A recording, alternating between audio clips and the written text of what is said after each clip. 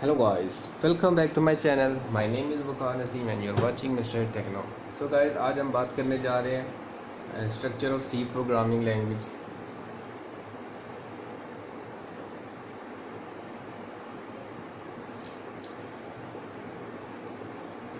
Basically सबसे पहले आपको पता होना चाहिए कि सी लैंग्वेज है क्या। सी लैंग्वेज एक हमारे पास प्रोग्रामिंग लैंग्वेज है जिसके थ्रू हम अपने डेस्कटॉप और बैकग्राउंड एप्लीकेशंस को डेवलप करते हैं।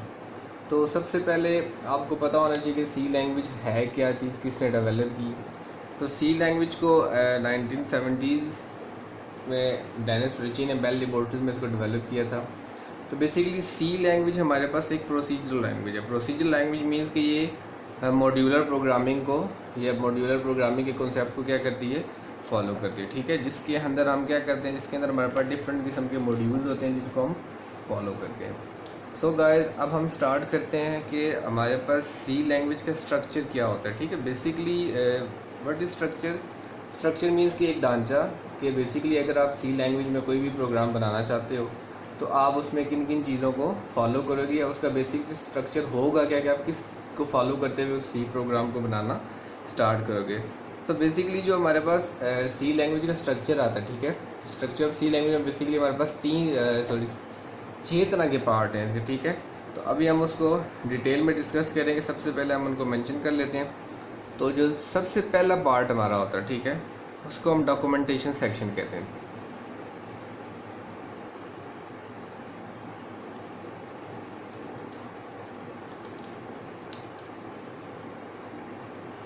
इसके अलावा जो हमारे पास सेकंड आता है वो हमारे पास आता है लिंक सेक्शन।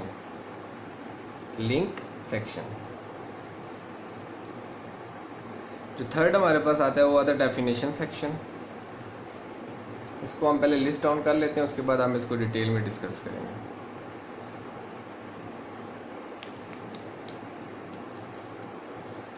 तो फोर्थ वन हमारे पास आता है global declaration section. Global declaration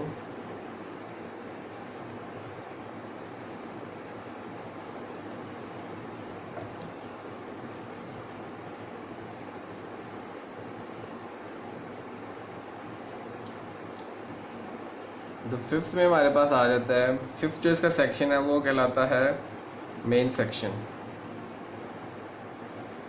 main section. जो लास्ट, बिल्कुल लास्ट में जो हमारे पास आता है वो आता है यूज़र डिफाइन सेक्शन भी आप उसे कह सकते हैं। User define section. तो बेसिकली ये हमारे पास 6 सेक्शन होते हैं कि जिसके अंदर हम अपने भी किसी भी स्ट्रक्चर सी लैंग्वेज के जो भी प्रोग्राम अगर आप लिखना चाहते हैं तो उसको हम फॉलो करते हैं। इसमें से कुछ ऐसे होते हैं जो नेसेसरी होते हैं, कुछ ऐसे होते हैं जो जिनको स्किप भी किया जा सकता है। तो गाइस हम स्टार्ट करते हैं। सबसे पहले हमारे पास आता है डॉक्यूमेंटेशन सेक्शन। तो डॉक्यूमेंटेशन होती क्या है।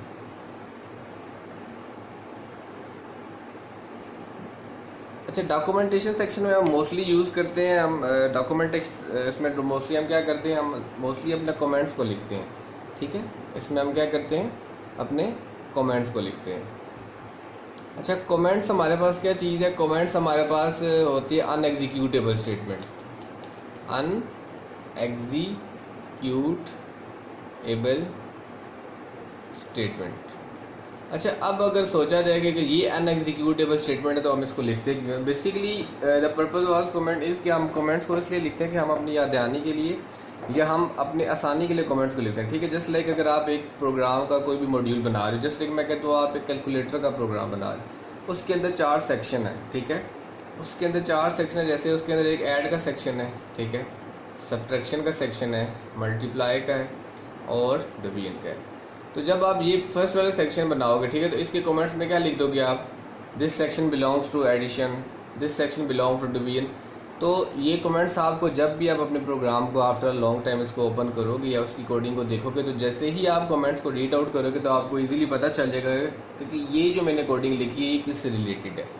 तो बेसिकली हम 2 तरीके से कमेंट्स को लिख सकते हैं। एक हमारे पास होता है सिंगल इन लाइन, ठीक है, दूसरा हमारे पास होता है multiple line. Multiple line. Single line line means कि ऐसा कमेंट जो आप सिंगल एक लाइन पे लिखते हो उसके लिए हम ये वाला सिंबल स्टार्ट करते हैं और इसके अंदर हम कोई भी जो भी कमेंट होता है उसको हम लिख लेते हैं। जो आपको मल्टीपल लाइन है उसके लिए आप स्टार्टिंग के लिए ये वाला सिंबल यूज़ करते हैं, ठीक है, और एंडिंग के टाइम आप इसको ये वाला सिंबल। इस तरीके से फिर आप इसको प्रॉपरली अपने कमेंट्स को लिख सकते हो। तो बेसिकली कमेंट्स हमारे पास क्या चीज़ें, कमेंट्स हमारे पास वो सेक्शन होता है जो अनएग्जीक्यूटेबल होता है। अब आप ये जो जितनी भी लाइन लिखते हो ये सारी लाइंस कंपाइलर इसको एग्जीक्यूट नहीं करता, तो इसी वजह से हम इसको डॉक्यूमेंटेशन सेक्शन कहते हैं, क्योंकि हम इसमें प्रॉपरली हम सिर्फ अपनी आसानी के लिए कुछ चीज़ों को लिख लेते हैं।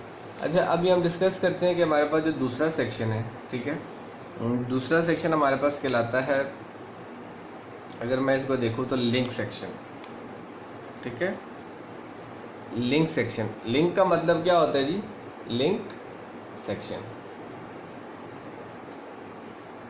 लिंक सेक्शन क्या करता है, लिंक सेक्शन के अंदर हम क्या करते हो, आप जब जो भी प्रोग्राम्स के अंदर आप फाइल्स को यूज़ करते हो उन सब फाइल्स को आप इनके साथ क्या करते हो, लिंक करते हो, जोड़ते हो, मतलब कि किस किस फाइल की आपको ज़रूरत पड़ सकती है, ठीक है। मोस्टली इसके अंदर हम क्या करते हैं, हम इसके अंदर हम हेडर फाइल्स को इंक्लूड करवाते हैं, हेडर फाइल्स, ठीक है। हेडर फाइल्स क्या होती हैं जी, हेडर फाइल्स ऐसी फाइल्स होती हैं जो जिसके अंदर आपके पास प्री डिफाइंड फंक्शंस या बिल्ट इन फंक्शंस अवेलेबल होते हैं। फॉर एग्जांपल एक कोई एग्जांपल ले लेते हैं, जैसे मैं कहता हूँ जी हैश इंक्लूड, मोस्टली कॉमनली जो फाइल आप यूज़ करते हो stdio.h, एक ये भी यूज़ करते हो, आप ये भी यूज़ करते हो हैश इंक्लूड conio.h।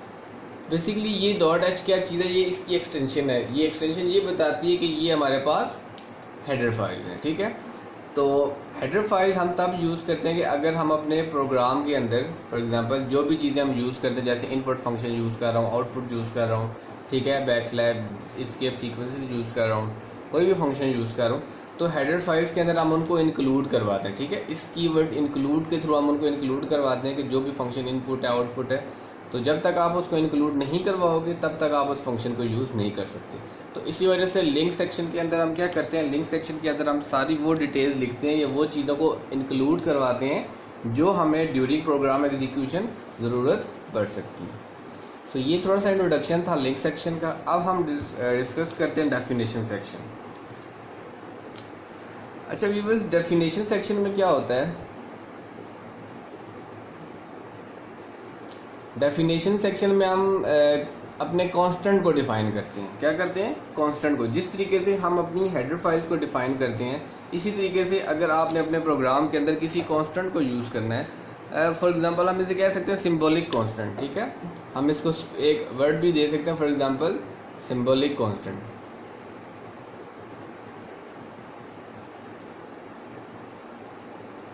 अच्छा, सिंबॉलिक कांस्टेंट होता क्या, मैं आपके सामने कुछ एग्जांपल रखने लगा हूँ, ठीक है। फॉर एग्जांपल अच्छा, इस सिंबॉलिक कांस्टेंट मींस कि हम अपने प्रोग्राम्स के अंदर ऐसी वैल्यूज़ को यूज़ करते हैं, ऐसे सिंबल्स के साथ ऐसी वैल्यूज़ को यूज़ करते हैं जो पूरे प्रोग्राम के अंदर सेम रहती हैं, ठीक है। फॉर एग्जांपल मैं एक छोटी सी एग्जांपल आपके सामने रख रहा हूँ, जैसे मैं लिखता हूँ हैश डिफाइन, ठीक है। अच्छा देखिए, वहाँ पर हमने इंक्लूड का कीवर्ड यूज़ किया था ना लिंक सेक्शन के अंदर, ठीक है, इंक्लूड का कीवर्ड यूज़ किया था, लेकिन इसके अंदर हम डिफाइन का वर्ड यूज़ करें, ठीक है, सिंबल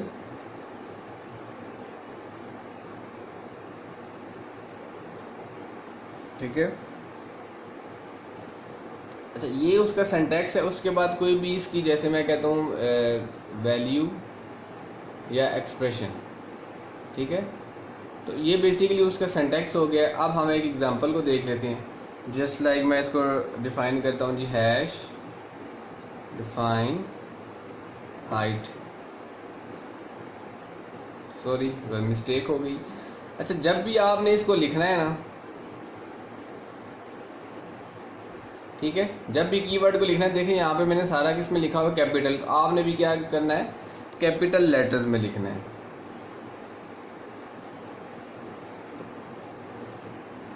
अब देखिए, मैंने यहाँ पे एक कांस्टेंट क्रिएट किया है जिसका नाम है हाइट, उसकी वैल्यू मैंने क्या दी है 12, ठीक है। अब जब भी प्रोग्राम के अंदर किसी भी जगह पे हाइट का वर्ड यूज़ होगा, ठीक है, तो उसका मतलब क्या होगा कि आप उसकी जगह क्या यूज़ करो, 12, मतलब कि हाइट की वैल्यू क्या असाइन होगी, हाइट की वैल्यू ये 12 असाइन हो जाएगी। ठीक है, तो उसके अलावा मैं एक दो एग्जांपल आपके साथ शेयर कर लेता हूँ। ठीक है, जैसे मैं करता हूँ यहाँ पे हैश डिफाइन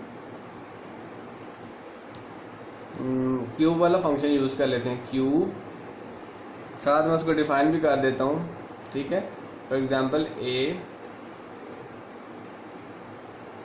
अब ये फंक्शन क्या डिफाइन कर रहा है कि जहाँ पे भी मैं क्यूब को यूज़ करूँगा तो इट मीन्स कि मैं उसको क्या करूँगा, उसकी वेरिएबल्स को, या वो ऑटोमेटिकली इस वैल्यू को क्या करेगा, कंसिडर करेगा। तो इस तरीके से ये डिफरेंस है आपका लिंक सेक्शन के अंदर और डेफिनेशन सेक्शन के अंदर। पहला डिफरेंस क्या है कि आप इंक्लूड यूज़ करेंगे वहाँ पे कीवर्ड, यहाँ पे हम कीवर्ड क्या यूज़ करेंगे, डिफाइन।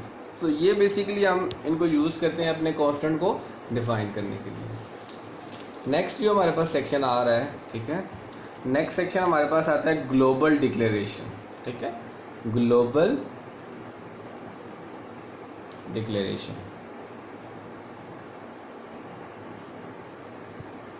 अच्छा, ग्लोबल डिक्लेरेशन क्या होता है, एक हमारे पास लोकल होती है और एक हमारे पास ग्लोबल की। ठीक है, कि हम अपने वेरिएबल्स को दो तरीके से डिक्लेयर कर सकते हैं। ठीक है, कोई भी वेरिएबल हो हमारे पास हो, हम उसको, एक हमारे पास ग्लोबल हो गया, ठीक है, और दूसरा हमारे पास होता है लोकल। तो अभी हमने ग्लोबल को डिस्कस करना है। तो ग्लोबल मीन्स कि आप अपने वेरिएबल को ऐसी जगह पे डिक्लेयर करो कि जहाँ से आप उसको प्रोग्राम में किसी भी जगह से एक्सेस कर सकते हो, इनसाइड द प्रोग्राम भी और आउटसाइड द प्रोग्राम भी। ठीक है, तो इसकी मैं एक एग्जांपल यहाँ पे लिखने जा रहा हूँ। फॉर एग्जांपल, अच्छा, जब भी आपने इसको यूज़ करना होता है हमेशा आप इसको जैसे फॉर एग्जांपल मेरी यहाँ पे हेडर फाइल आ जाएंगे, hash include stdio.h, for example मैं एक ही यूज़ कर लेता हूँ। उसके बाद मैं क्या करता हूँ, उसके बाद मैं अपने ग्लोबली जो मेरे पास वेरिएबल्स हैं, ठीक है, उनको मैं डिक्लेयर करवाता हूँ। जैसे लाइक मैंने यहाँ पे लिखा इंट a इंट b। ठीक है, अब यहाँ पे इसका वो भी कोई भी फंक्शन आ जाएगा, ठीक है, कि जो भी ये फंक्शन परफॉर्म करेगा या जो इसकी डेफिनेशन होगी वो आ जाएगी। उसके बाद हमारे पास यहाँ पर आ जाता है मेन फंक्शन वर्ड में। तो ये हमारे पास ऐसे फंक्शन होते हैं ग्लोबली जो हम मेन फंक्शन से पहले और हेडर फाइल्स के बाद इनको डिक्लेयर करते हैं। ठीक है, तो इस तरह के सारे फंक्शन हमारे क्या कहलाते हैं, ग्लोबल फंक्शन या ग्लोबल वेरिएबल इन्हें हम कहते हैं। जो लोकल वेरिएबल होते हैं हम उनको इनसाइड द मेन फंक्शन या मेन फंक्शन की जो भी बॉडी होती है उसके अंदर हम डिक्लेयर करवाते हैं। तो ये बेसिकली डिफरेंस था ग्लोबल का और लोकल का। तो ये हमारे पास जो सेक्शन नंबर 4 था उसको हमने डिस्कस किया। अब हम डिस्कस करें सेक्शन नंबर 5। सेक्शन नंबर 5 हमारे पास कहलाता है मेन सेक्शन। ठीक है, सेक्शन नंबर 5 हमारे पास क्या कहलाता है, मेन सेक्शन।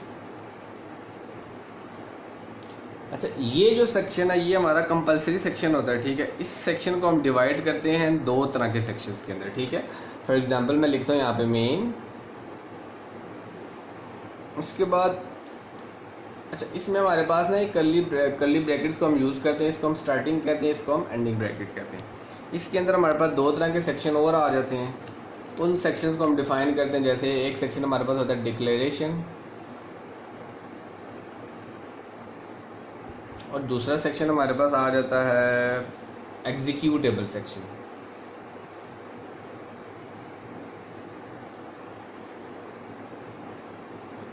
देखो डिक्लेरेशन सेक्शन में क्या होता है, डिक्लेरेशन सेक्शन में हम क्या करते हैं, हम अपने वेरिएबल्स को डिक्लेयर करते हैं। जैसे इंट ए मैंने किया, इंट बी कर देता हूँ, ठीक है, फ्लोट ए बी जी कर देता हूँ। तो अब देखें ये जो हमारे पास डिक्लेरेशन सेक्शन है ये क्या करता है, ये वेरिएबल्स को डिक्लेयर करता है। और एग्जीक्यूटेबल सेक्शन में हमारे पास हम वो टर्म लिखते हैं या वो स्टेटमेंट्स लिखते हैं जिन्होंने एग्जीक्यूट होना होता है। ठीक है, जस्ट लाइक मैं यहाँ पे लिखता हूँ print F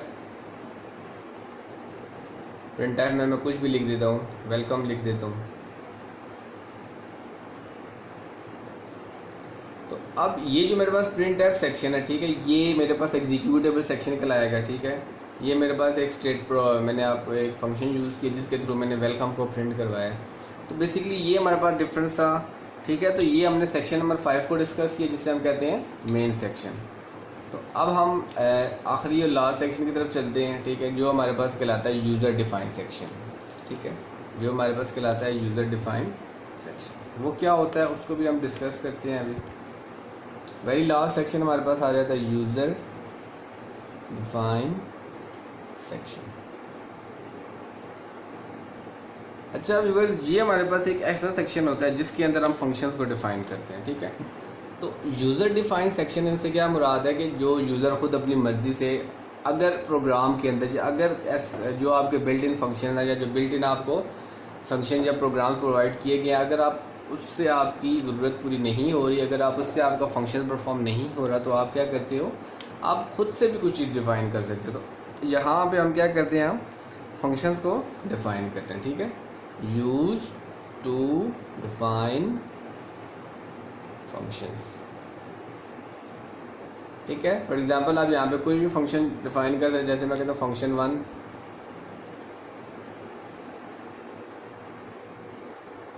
function 2, function n, ठीक है। तो ये फिर आपके पास वो सेक्शन है जिसके अंदर आप क्या कर सकते हो, कोई भी कुछ भी फंक्शन अपने खुद क्रिएट करके आप उसको डिफाइन कर सकते हो। तो बेसिकली फंक्शन हमारे पास एक छोटा सा प्रोग्राम होता है जिससे हम कोई भी स्पेसिफिक टास्क परफॉर्म करवाते हैं। तो बेसिकली ये हमारे पास कुछ सेक्शन थे जिसके थ्रू आप सी लैंग्वेज के स्ट्रक्चर को आप फॉलो करते हो, ठीक है। तो अब मैं आपके सामने एक एग्जांपल एक प्रॉपर उसको स्ट्रक्चर को क्रिएट करके दिखाऊंगा, ठीक है। आप जो नेसेसरी स्ट्रक्चर है जो आपको चाहिए होता है, ठीक है। तो अगर हम उसकी बात करें तो हमारे पास वो स्टार्ट होता है, हमेशा से स्टार्ट होगा आपका हेडर फाइल से, ठीक है। Hash include conio, hash include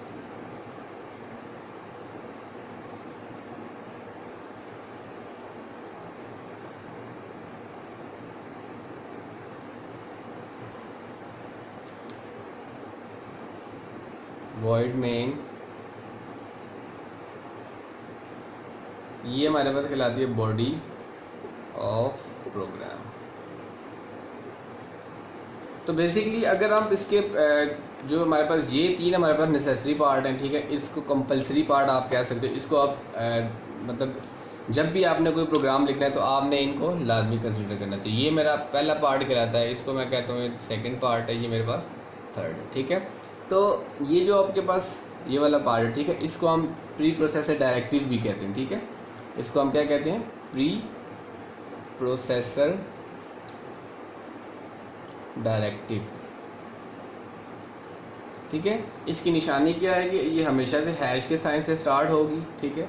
और इनको हम हेडर फाइल्स कहते हैं क्योंकि इनकी डॉट टेक्स्ट एक्सटेंशन है और हेडर फाइल के अंदर हमारे सारे लाइब्रेरीज के फंक्शंस होते हैं, ठीक है, जितने बिल्ट फंक्शन हमें सी प्रोवाइड कर रहे हैं। उसके बाद जो सेकंड पार्ट है वो हमारा मेन फंक्शन होता है, ठीक है। मेन फंक्शन हम इसे कहते हैं।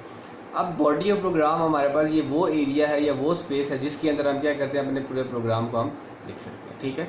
अब मैं एक छोटा सा प्रोग्राम बनाऊंगा, ठीक है, जिसमें मैं दो नंबर्स को ऐड करके उसको प्रिंट करवाऊंगा ताकि आपको थोड़ा सा आइडिया हो जाए कि मेन फंक्शन में हम उसको किस तरीके से यूज़ करेंगे, या सॉरी अगर हम कोई भी प्रोग्राम बनाना चाहें तो यहाँ पे हमारा मेन फंक्शन आ जाएगा। अब वेरिएबल डिक्लेरेशन आ रही है। अब देखें, मुझे यहाँ पे मैंने दो नंबर्स को ऐड करना है और उसको उनका रिजल्ट भी स्टोर करवाना है। तो दो नंबर्स को ऐड करने के लिए मुझे पहले दो वेरिएबल्स चाहिए होंगे। अब नंबर मेरे पास इंटीजर वैल्यू होती है तो मैं दो को करवा देता हूँ, int A B and sum के नाम से मैं क्रिएट करवा देता हूँ। देखो हमारे पास एक ही डाटा टाइप के वेरिएबल्स हैं, ठीक है। तो इनको मैं एक ही लाइन में इसी तरीके से कॉमे से इन्वर्ट करके अलग अलग एक ही तरीके से डिक्लेयर करवा सकता हूँ। अब देखिए मैंने यहाँ पे कोई वैल्यू इनिशियलाइज़ नहीं करवाई हुई, ठीक है। तो मैंने सिर्फ इनको डिक्लेयर करा, मैं वैल्यू इनिशियलाइज़ करवा देता हूँ। जैसे a = 5, आप यूज़र से भी ले सकते हैं लेकिन अभी हम उसको उस तरफ नहीं जा रहे, हम सिंपल एक एग्जांपल कर रहे हैं, ठीक है। जहाँ पे मैं इसका फंक्शन बताऊँगा कि सम = a + b, ठीक है। अब मैं क्या करने जा रहा हूँ, अब मैं इसको प्रिंट करने जा रहा हूँ, ठीक है, आउटपुट स्क्रीन के ऊपर। तो उसके लिए फिर मैं एक स्टेटमेंट यूज़ करता हूँ, ठीक है, आउटपुट प्रिंट एफ सम, उसके बाद गेट ch। तो बेसिकली आपने देखा कि इस फंक्शन के थ्रू इसकी आउटपुट पे क्या आएगा, इसकी आउटपुट में यहाँ पे डिक्लेयर करवा देता हूँ, ठीक है। जब ये प्रोग्राम एग्जीक्यूट होगा तो इसकी आउटपुट कुछ इस तरीके से आ जाएगी।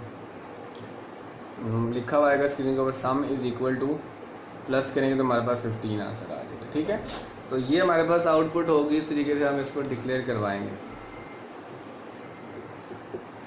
तो आपको अब इस पूरी प्रॉपर वीडियो में मैंने आपको बता दिया कि हमारे पास कितने सी प्रोग्राम का स्ट्रक्चर क्या क्या होता है। 6 तरह के पार्ट होते हैं, ठीक है। उसको फिर मैंने प्रॉपरली स्ट्रक्चर डिक्लेयर करवा के, स्ट्रक्चर ड्रॉ करके, उसके बाद मैंने प्रॉपर एग्जांपल से आपको करवा दिया था। आई होप आपको ये तरीका अच्छा लगा होगा। तो इसी तरीके की मज़ीद अच्छी वीडियोज़ को देखने के लिए चैनल को सब्सक्राइब कर लें और बेल आइकन को भी प्रेस कर दें। तो मिलते हैं इंशाल्लाह नेक्स्ट वीडियो में। अल्लाह हाफिज़।